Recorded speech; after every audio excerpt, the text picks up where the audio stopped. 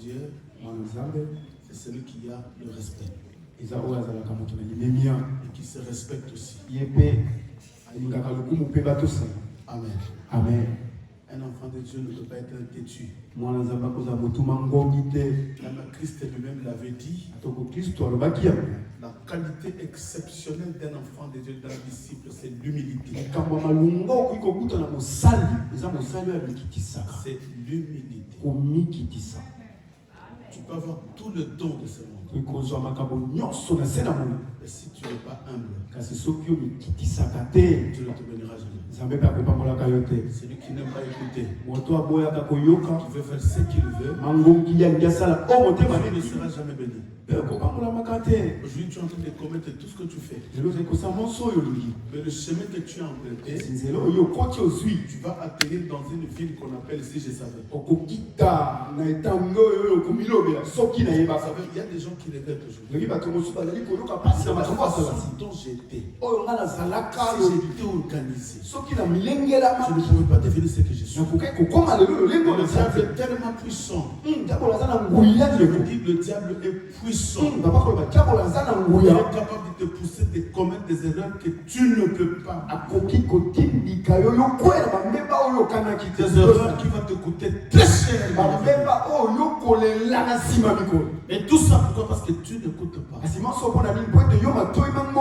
Et quand tout cela deviendra tard, et tu commences à faire tourner le pasteur, c'est nous qui sommes.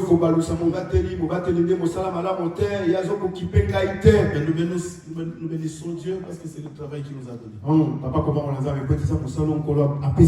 Dis-moi Amen. Amen. Moi, un grand Amen. Amen. Nous sommes en plein service. Et ce service continue. Nous tendons vers la fin. Il nous reste, je crois, si Dieu le veut, 4 jours. Je crois que la fin c'est le 10, n'est-ce pas? Le 10 à jeudi.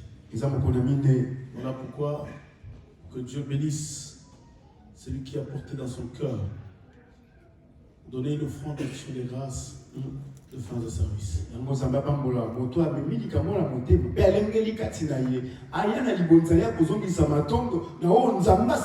Parce que Dieu nous a parlé pendant plusieurs jours, pendant plusieurs semaines sur l'offrande qui sont. Et quand le monde éternel donne une offrande de son contre ta vie, ta vie est détruite. Parce que j'avais dit ceci, quand l'offrande est donnée sur l'autel, on a le sang crie. Quand le sang parle, il ne parle pas en ta faveur. Mais le sang parle contre toi. Et quand le sang parle, il oblige l'autel. L'autel de la sorcellerie de s'élever et venir. L'autel se déplace. Voilà pourquoi quand le sang d'Abel a coulé, le sang d'Abel a crié. Maintenant le véritable autel, qui est le Dieu d'Israël, il était dans le ciel. Il a écouté le cri du sang. Il est descendu pour faire la justice. Et la Bible dit ceci: quand le sang d'Abel a coulé, Dieu a déclaré: Abel, tu es juste. Et chaque offrande de sang est accompagnée par une déclaration. Ton fils qui est malade, tu ne le sais pas que dans le monde éternel, on avait donné une offrande contre sa santé. Pendant que tu manges, pendant que tu bois, le monde éternel ne dort pas. Il faut multiplier les déclarations. Ton enfant reste tel qu'il est. Ton enfant reste tel qu'il est. S'ils ont donné l'offrande pour ton mariage, quand les sang crient contre ton mariage, il y a un esprit qui te pousse à sortir de ce mariage. Parce qu'il y a une déclaration qui a été faite. Et nous avions dit depuis le vendredi, quand le monde éternel fait de la communion, ils font des alliances. La première des choses qu'ils font, l'alliance ne bénit pas, mais l'alliance maudit. Il n'y a qu'une seule alliance Il y a qu'une seule alliance qui bénit. C'est l'alliance de Dieu envers son peuple. Il dit Noé, j'ai conclu l'alliance avec toi. À partir d'aujourd'hui, je ne maudirai plus la terre. Et personne ne mourra dans l'inondation. La terre qui était maudite sera féconde. Pourquoi? Parce qu'il y a une alliance. Il y a Abraham, à cause de mon alliance, tu seras le père des multitudes. Ta postérité sera bénie. Ils posséderont la porte de ses ennemis. Il y a qu'une alliance de Dieu avec l'homme. Il dit Moïse, parle mon alliance avec Israël. Ce peuple sera béni. Celui qui combattra Israël, moi je combattrai. Celui qui se lèvera, moi je me lèverai. À cause de quoi? À cause de l'alliance. Mais l'alliance des sorcelleries ne bénit jamais. Cette alliance-là a un seul but, c'est de détruire. Si tu es dans une famille, on a une alliance de la sorcellerie qui est faite. Leur mission, écoutez bien, leur mission, c'est de te tuer et d'effacer ta vie. Voilà pourquoi j'ai dit à l'église. Quand la sorcellerie détruit ton mariage, ils ont un seul but.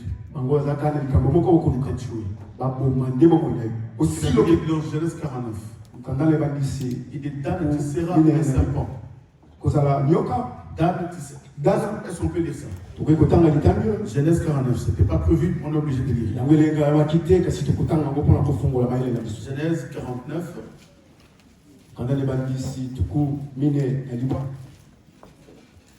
Le verset 16. Je lis au nom de Jésus-Christ. Dan jugera son peuple comme l'une des tribus d'Israël. Dan sera un serpent sur le chemin. Pendant qu'on lit la Bible, les gens sont assis. Même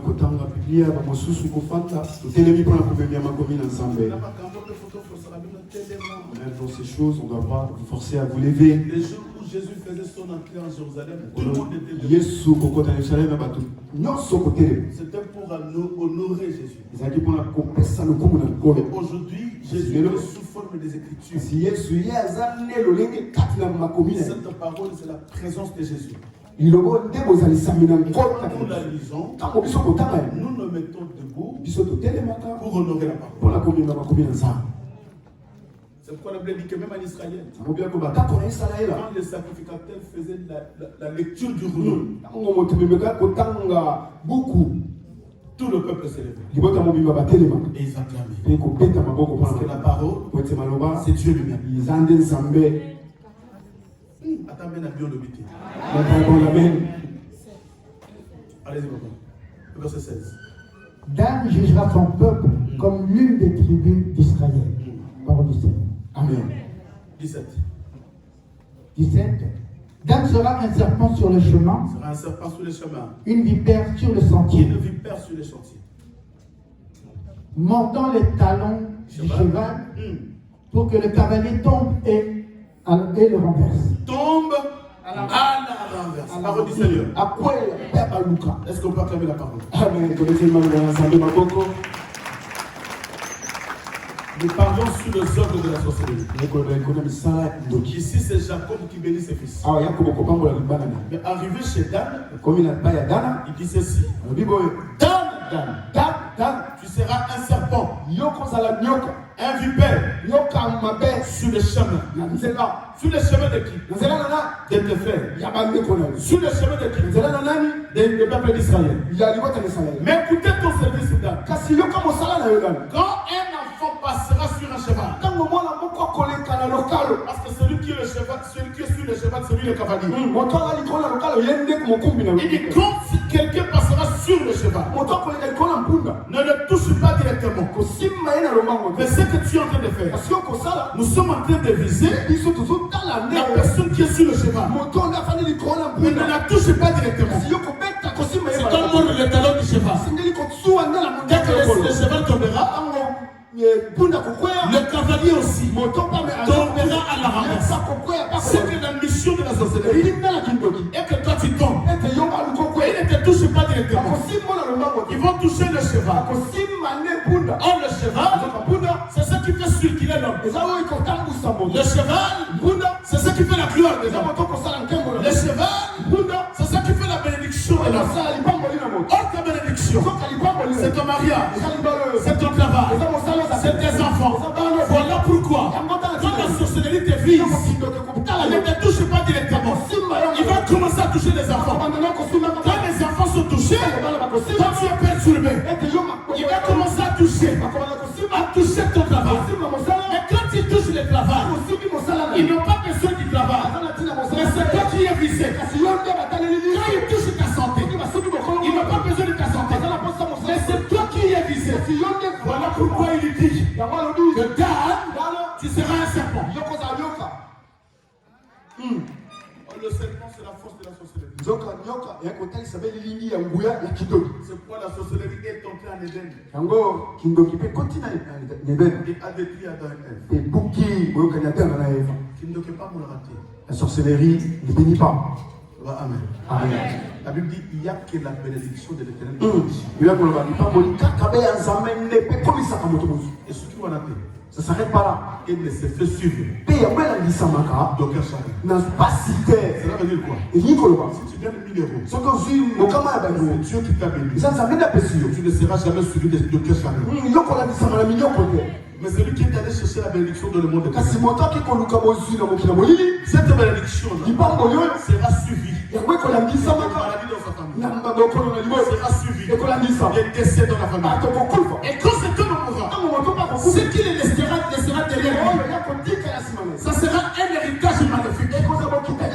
Même si tu laisses des maisons, toutes ces maisons vont détruire ta génération. Même si tu laisses des richesses, cette richesse détruira de génération en génération. Parce que ce n'est pas une bénédiction qui vient de Dieu. Voilà pourquoi nous devons chercher Dieu. Avec humilité. Je préfère, comme dit la Bible, manger un bout de pain sec. Donne la paix avec le Seigneur. Qu'elle allait chercher de la viande. Voilà pourquoi j'ai dit à l'église, mais à quoi bon c'est direction énorme de courir derrière la richesse. Mais si tu perds ta vie, l'église doit comprendre qu'après cette vie, il y a une autre vie. Quelqu'un m'entend? Après cette vie, il y a une autre vie. Quand tu entends de la richesse de la terre, mais demain, tu ne sais pas quoi décider. Est-ce que tu t'es déjà posé la question? Après ma mort, où je serai? Voilà pourquoi le diable vient te faire voir que tu ne mourras pas. J'ai dit à quelqu'un, nous sommes des étrangers et des passagers sur la terre. Il y a des gens qui ont vécu sur cette terre, qui avaient des millions, qui avaient des milliards, que tu n'as pas, mais ils sont passés. C'est pour te dire que tu n'es pas éternel. Il n'y a qu'une seule personne qui est éternelle. Son nom, c'est l'Éternel. Son nom, c'est l'Éternel. Nous sommes des passagers. Voilà pourquoi un passager. Parce que je vais aux États-Unis. Mais je suis en France de passage. Je suis en France de passage. Même si je ne sais pas bien parler français, cela ne m'inquiétera pas. Parce que je suis de passage.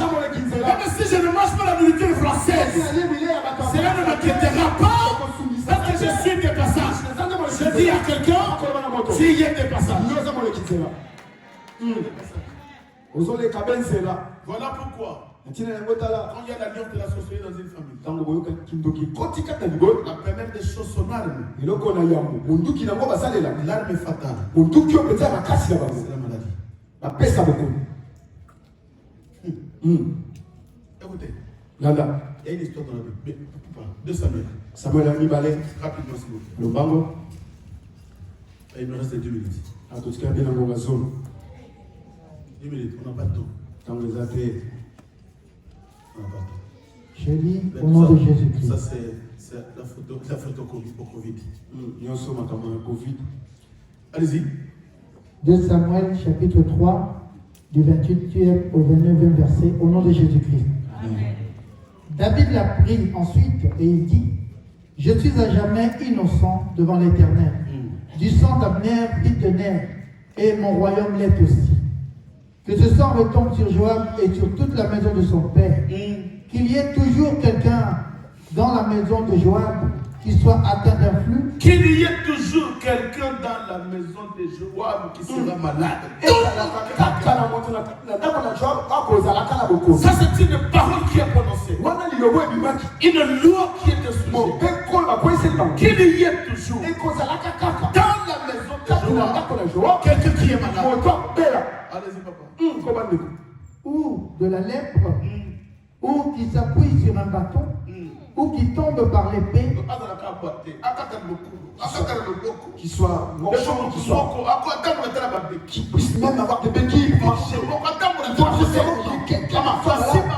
Ils sont tous arrangés. La famille, dans cette famille,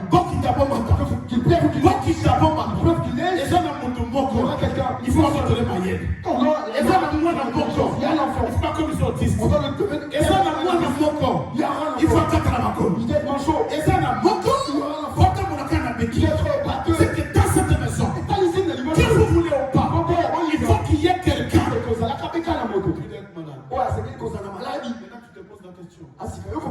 Pourquoi je suis malade? Pourquoi ma femme est malade? Pourquoi mon mari est malade? Pourquoi mes enfants sont malades? Pourquoi mon fils est malade? Il y a une loi qui a été dite. Ce qui vient, ce qui nous arrive, n'est pas un hasard. Abner était un serviteur de Saoul. Mais il avait tué Azer, le fils de Joab, pendant la guerre de la royauté de Saoul et David. Maintenant, le jour où Abner a compris que Dieu a rejeté mon roi Saoul, il est allé demander pardon à David. Mais Joab, le serviteur de David, il vient dire à David, mais David, qu'est-ce que tu as fait? Mais cet homme avait tué Azel, mon frère, à cause de toi. Mais pourquoi tu l'as pardonné? Et dès que Joab a quitté la maison de David, il est allé poursuivre Abner. La Bible dit qu'il a frappé, il a tué. Quelqu'un qui faisait partie de la royauté. Voilà pourquoi je dis à l'église qu'un enfant de Dieu ne venge pas. Quelqu'un a compris? Maman, quand même quand tu insultes, accepte cela. Même si on fait des choses mauvaises contre toi, accepte-le. Quand tu t'insultes, il y a un juge là-haut. Regarde bien les choses. Même si dans ta famille te traite mal, ne reprends pas. Il y a un juge là-haut. Ses yeux ne sont pas à mon account. Et tant que jugement n'est pas. Dès que ce jugement arrive, maman, il va avoir souci avec Satan. Dieu te défendra. Quand tu te crées de conflit avec Dieu, tu viens jurer des serviteurs, tu viens l'église. Tu viens jurer l'église. Tu n'as pas de problème avec les démons. Tu n'as pas de problème avec Dieu. Avec Dieu. Qui te défendra? Qui te défendra? Mais écoutez, maintenant David va lever ses mains. Il dit comme Joab a tué Abner. Seigneur, moi je suis innocent. Ce n'est pas moi qui l'a fait. Mais à dater d'aujourd'hui, dans la maison de Joab, qu'il y ait toujours quelqu'un qui doit être malade. Il faut qu'il y ait toujours quelqu'un qui doit être malade. Je dis à quelqu'un, David, tu es un citoyen céleste. Tu es un citoyen céleste. Tu n'es pas la demeure d'une maladie. C'est pourquoi quand tu pries, tu dis à Dieu, le corps de mon fils n'est pas la demeure d'une maladie. C'est la demeure du Saint-Esprit. Ah, est-ce que je parle à quelqu'un? Non, est-ce que je parle à quelqu'un? Je parle à quelqu'un. Quand tu pries, tu dis à Dieu, mon corps n'est pas la demeure d'une maladie. Il faut refuser l'identité de la maladie qu'on t'a imposée. Oh, mon fils est un autiste. Non, refuser ça. Oh non, mais le cancer, tu es un cancéreux. Non. Il faut refuser ce nom-là. Ce n'est pas ton identité. Ce n'est pas ton identité. Papa veut dire quelque chose à quelqu'un. Pourquoi dès qu'il y a quelqu'un parmi nous qui est malade, nous prions? Vous savez pourquoi? Papa va t'aider à évaluer les 5 jours. La maladie, cela ne promet pas de Dieu. Parce que la Bible dit ceci. Je souhaite que vous prospérez à tous égards. Et payer les mots. Quand prospère, le col à le garde votre âme. Et que vous soyez et puis bon ça la caca. Et vous dites la promesse. Dieu préfère que toi tu sois en bonne santé. Pas pour aller te prostituer, mais tu sois en bonne santé. Pas pour aller voler, tu sois en bonne santé. Pas pour aller critiquer, mais tu sois en bonne santé. Pour les servir. Quand Dieu me donne la santé, c'est pour servir les gens. Il y a des gens dans des hôpitaux qui disent pasteur, priez Dieu. Si Dieu me donne la vie, je viendrai à l'église. Je vais lui servir toute ma vie. Mais quand tu es en bonne santé, pendant que les gens chantent, pendant que les gens servent les Seigneur, tu es à la maison. Tu es à la maison. La maladie ne vient pas de Dieu. Il avait 2 disciples. Lorsque vous priez, dites que la volonté de Dieu soit faite sur la terre, comme cette volonté faite sur la terre. C'est que dans les ciels, il y a que la volonté de Dieu. La maladie n'est pas la volonté de Dieu. Dans les ciels, la maladie n'existe pas. Mais la maladie sur la terre, c'est la volonté de Dieu. Moi, je vais te dire une chose.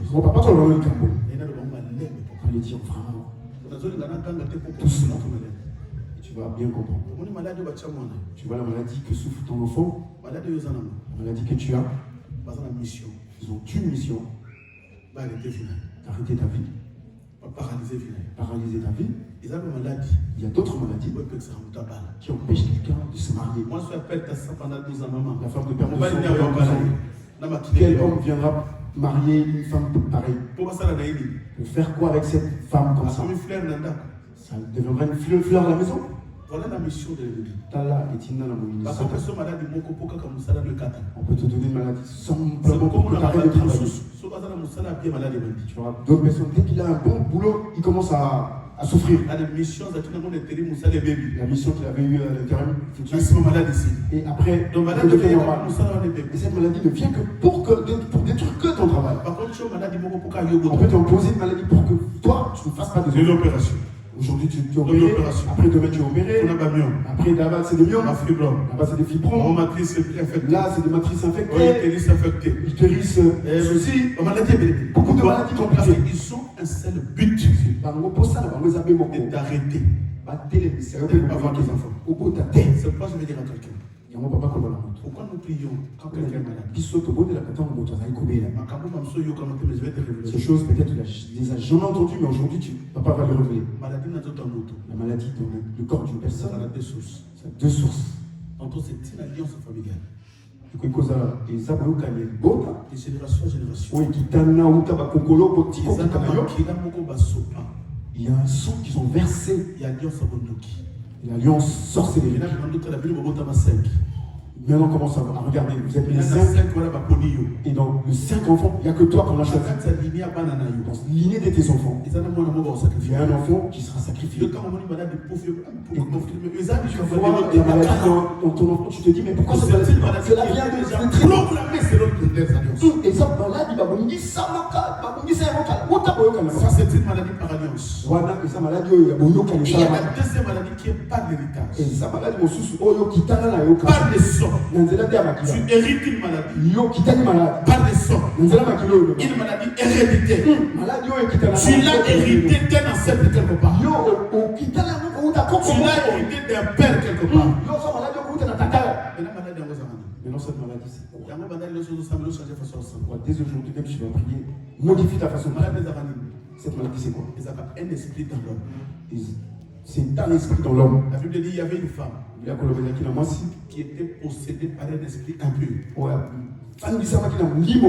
Qui l'a rendu impur.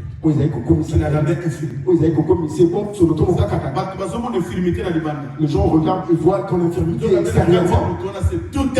C'est alors que dans la personne, les gens regardent cette maman malade.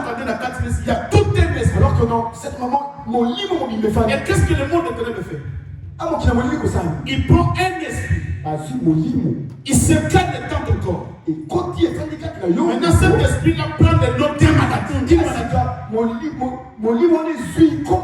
Il prend le nom d'une maladie. En réalité, la maladie n'existe pas. Dans le corps de l'homme, la maladie n'existe pas. Mais c'est un esprit qui prend un nom. Maintenant, cet esprit est en toi. On appelle le fibrome bouché. Donc en réalité, le fibrome ne peut pas boucher. C'est que c'est un esprit qui est dans l'homme. L'esprit qui est dans une femme. Voilà pourquoi quand nous prions pour une maladie, nous chassons l'esprit de cette maladie qui a pris le nom d'une maladie. Je ne dis pas toi cancer sort, mais je dis toi esprit qui a pris le nom de cancer. Libère ce corps. Libère ce corps. Maintenant quand tu pries et que l'esprit sort, la personne est guérie. Parce que la maladie ça n'existe pas.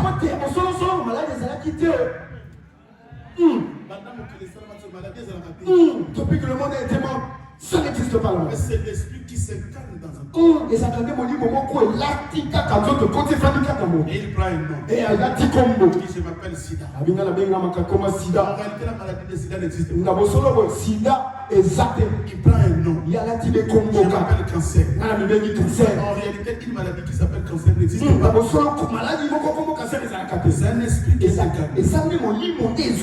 C'est pourquoi quand nous prions pour les malades, qu'est-ce que nous disons? Toi esprit, et cette maladie sort dans ce corps. Parce que c'est un esprit. Et là je parle des super esprits. Quand quelqu'un est malade, il y a deux esprits. Le premier esprit, c'est un esprit des morts. Suis-moi bien. Je ne parle pas de l'esprit des morts, mais l'esprit des morts.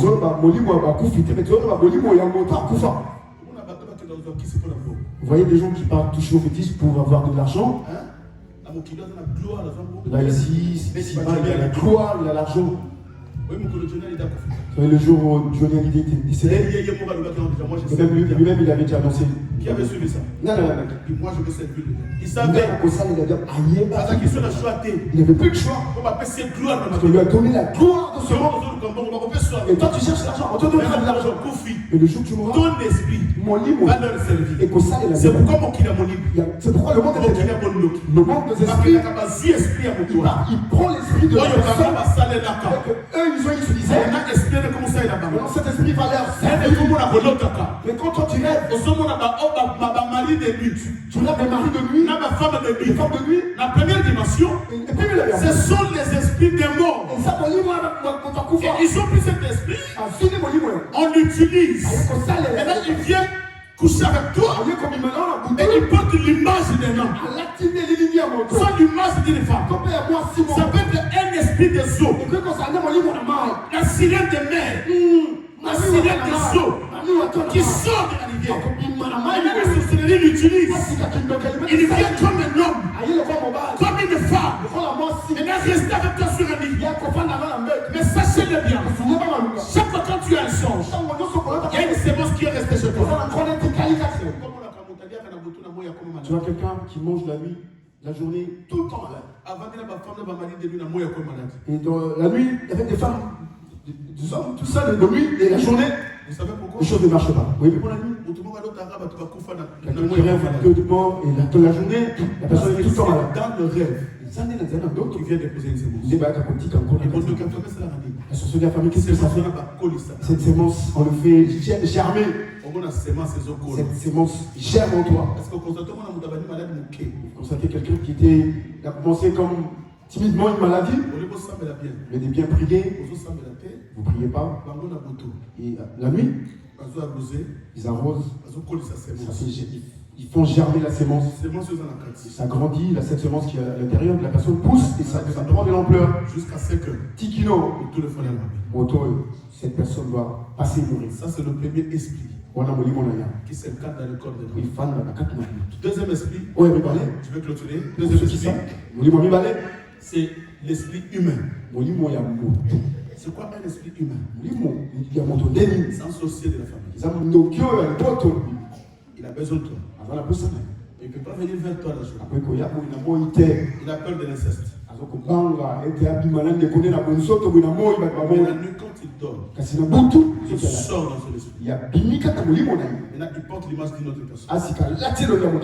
Il vient vers toi. Il couche avec toi. Et il sort. Et toi, au devant, tu te dis, mais je viens coucher avec un voisin. Je ne lui ai jamais parlé de ce voisin-là. Mais qu'est-ce qui s'est passé avec toi? Mais dans la confusion, tu commences à haïr le voisin. Mais en réalité, ce n'est pas le voisin.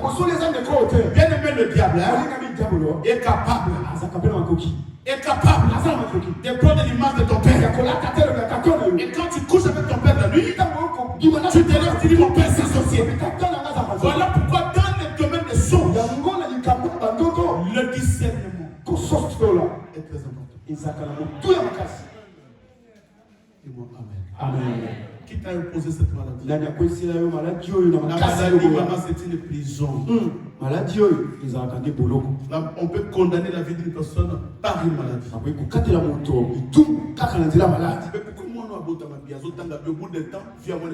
cet enfant est bien mis? Après, cet enfant, rien ne va. Vous ne vous rendez pas compte de l'enfant? Parce qu'un bon parent, c'est celui qui investit son temps. Il investit son temps dans la prière pour ses enfants. Il investit son temps. Parce que si tu ne pries pas, ce que tu es en train de subir, tes enfants vont le subir aussi. Parce que c'est dans les sons. Il dit dans la maison de Jéhovah, tout le temps, il faut qu'il y ait une maladie. Quand tu regardes ta famille, ton grand frère, il est tout le temps malade. La tante là-bas, elle aussi, tout le temps. Le grand frère de Yolo aussi. N'en parlons pas. Le cousin qui habite à Massina, toujours. Pourquoi la maladie?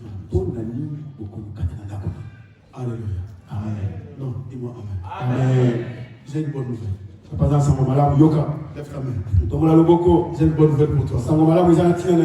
Tu l'as reçu au nom de Jésus. J'ai une bonne nouvelle. J'ai une bonne nouvelle. Même s'il y a une maladie, je connais une chose. Il y a une personne qu'on appelle l'agneau immolé. On a accepté de monter sur la croix, de verser sur son sang. Et il a crié. C'est mercredi. Nous sommes guéris. Je déclare le nom de Jésus.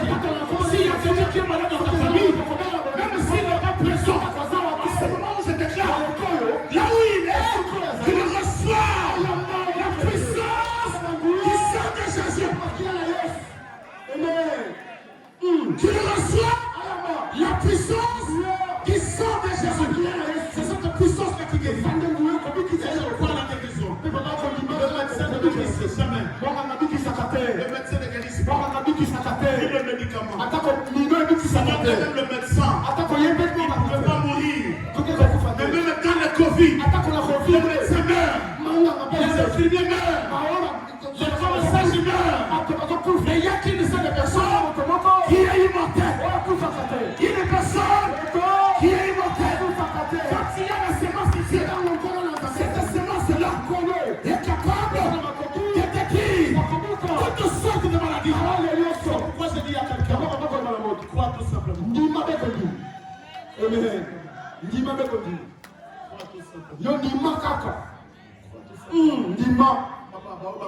Ceux-là qui sont morts, ne dit pas qu'ils n'avaient pas Dieu, non. Mais nous avons compris. Et nous ne sommes pas morts. Nous avons compris. Pourquoi les gens mouraient? Ils avaient une mauvaise alliance. Et Dieu nous a ouvert les yeux. Ah, lève ta main. Même si quoi que soit, quelle que soit la maladie, je ne mourrai pas. La manière que tu le fais, ton enfant ne mourra pas. Mon frère et ma soeur ne mourront pas. Même si la maladie, je ne mourrai pas. Ah, dis je ne mourrai pas. Je ne mourrai pas. Je ne mourrai pas. Mais je vivrai. Je vivrai. Je raconterai les œuvres de l'Éternel. Amen.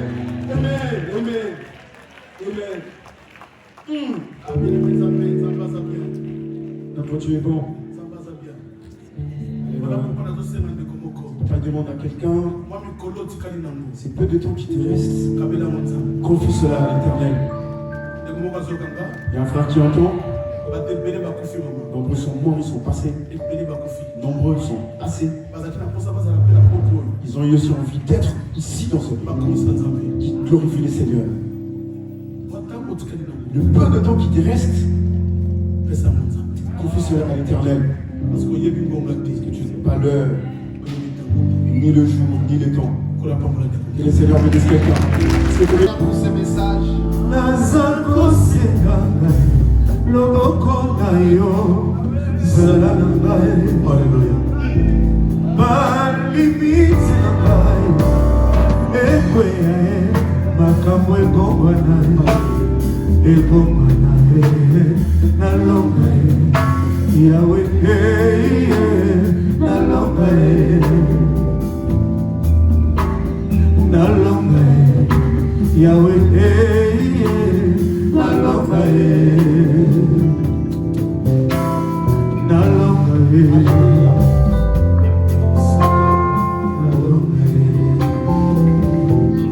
Et si la boyété,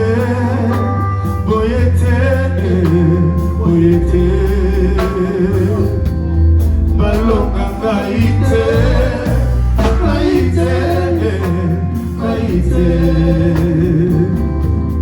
nakoya nasete,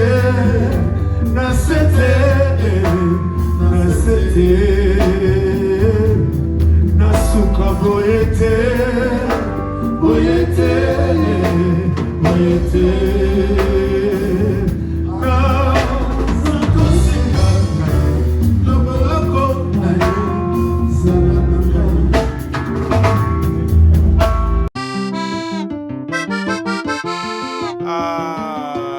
Kolo Yesu azanzambe.